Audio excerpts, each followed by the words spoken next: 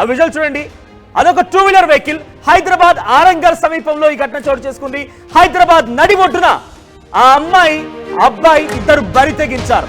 ఒకరిపై ఒకరు తొడలపై కూర్చోడాలు బండి నడుపుతూ అది వేగంగా బండి నడుపుతా కూర్చుండిపోయారు.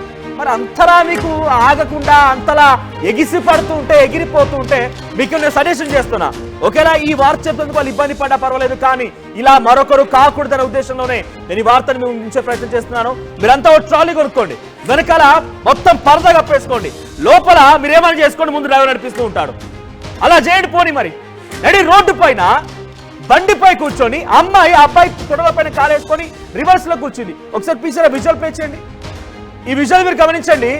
ఆ అమ్మాయి రివర్స్ లో కూర్చొని వెనకాల కూస్తే ఏమన్నా కొంప మునిగిపోతుందా, లేకుంటే పోయే కాలం వచ్చిందా? నువ్వు పోతే పర్వాలేదు, నిన్ను మీ కుటుంబమో లేకపోతే నిన్ను మీ ఇద్దరు అలా గాల్లో తేలిపోతున్నారు. మీరు గాల్లో తేలిపోయినా కాదు, అలా పూర్తిగా గాల్లో కలిసిపోయినా ఏం కాదు, కానీ మీ వల్ల ఇంకొకరు ఇబ్బంది పడొద్దు కదా.